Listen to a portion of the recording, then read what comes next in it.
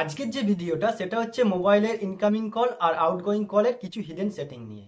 তো আপনি যদি অ্যান্ড্রয়েড মোবাইল ব্যবহার করে থাকুন তাহলে আপনাকে এই সেটিংগুলো জেনে রাখা দরকার। তো ওই সেটিংগুলো কি, তার জন্য আপনাকে এই ভিডিওটা পুরো দেখতে হবে। আমি মহিন্দ্র আর আপনারা দেখছেন মহিন্দ্র টেকনিও চ্যানেল। তো কল সেটিংয়ের হিডেন সেটিং জানতে গেলে আমাদের প্রথমে চলে যেতে হবে ডায়াল প্যাডে। তো ডায়াল প্যাডে চলে আসার পর ওপরে থ্রি লাইন আছে, ওখানে আমরা টাচ করব। ওখানে টাচ করার পর সেটিং বলে যে অপশানটি আছে ওখানে আমরা টাচ করব। তো এখানে টাচ করলে কলিং অ্যাকাউন্ট বলে একটি অপশান আছে, এখানে আমরা টাচ করব।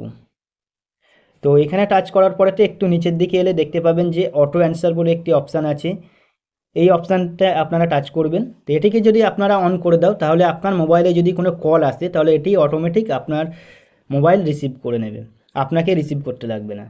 তো এখানে তার নিচেতে কিছু অপশান আছে, তো যেমন হচ্ছে অলওয়েজ, তারপর হ্যান্ডসেট অনলি, ব্লুটুথ অনলি এবং হ্যান্ডসেট অর ব্লুটুথ অনলি। তো এবং আপনি যেটা করতে চাইবেন তো সেটা করবেন।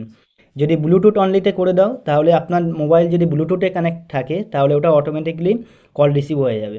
এবং হ্যান্ডসেট অর ব্লুটুথ অনলি যদি আপনারা করেন তাহলে আপনার মোবাইল যদি ব্লুটুথ কানেক্ট থাকে তাহলে কল রিসিভ করবে, এবং ব্লুটুথ কানেক্ট না থাকলেও এটা কল রিসিভ করবে। এরপরেতে ওপরেতে দেখবেন যে একটা ডেলে অটো অ্যান্সার বলে অপশান আছে, এখানে আপনারা টাচ করবেন। তো এখানে টাচ করলে এখানে কিছু টাইমার দেওয়া আছে, যে 3 সেকেন্ড, 5 সেকেন্ড এবং 10 সেকেন্ড। তো কতক্ষণের মধ্যে আপনার ওই কলটা রিসিভ হবে সেটা এখানে দেওয়া আছে। আপনি যদি চান তো 3 সেকেন্ড পরেতে আপনার এই কলটা অটোমেটিকলি রিসিভ হবে। যেটা আপনি 3 সেকেন্ড করতে পারেন, 5 সেকেন্ডও করতে পারেন এবং 10 সেকেন্ডও করতে পারেন।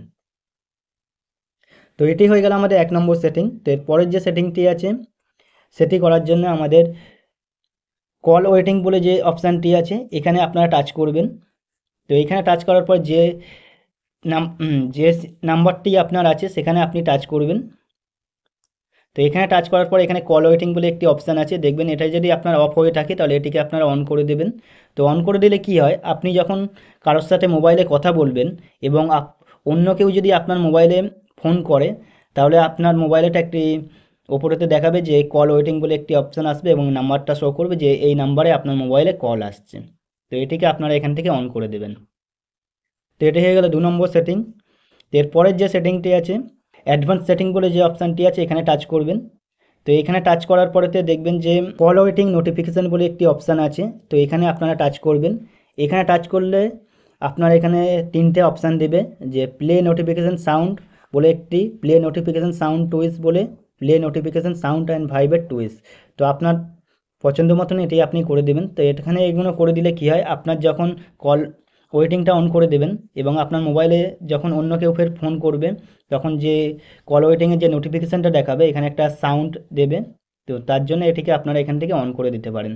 তো এটি হয়ে গেল আমাদের 3 নম্বর সেটিং। তো এর পরের যে সেটিংটি আছে সেটি হচ্ছে ইনকামিং কল সেটিং, এই অপশানটিকে আপনারা টাচ করবেন।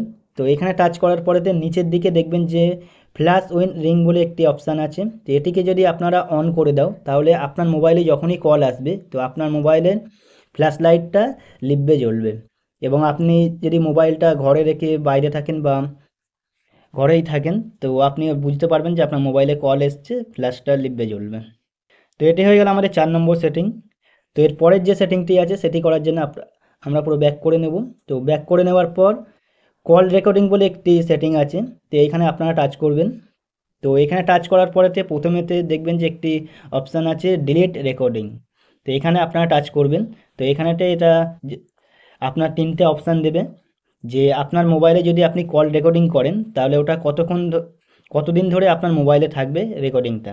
আপনি যদি মনে করেন 7 দিন রাখতে তো 7 দিন এখানে সিলেক্ট করবেন, এবং আপনি যদি মনে করেন 14 দিন রাখবেন তো 14 দিনের এটা সিলেক্ট করবেন, এবং 30 দিন আছে যদি মনে করেন 30 দিনের জন্য রাখতে তো এখানে সেট করবেন, এবং আপনি যদি মনে করেন না এটি ডিলিট হবে না এখন তাহলে এটা নেভারেতে সেট করে দেবেন।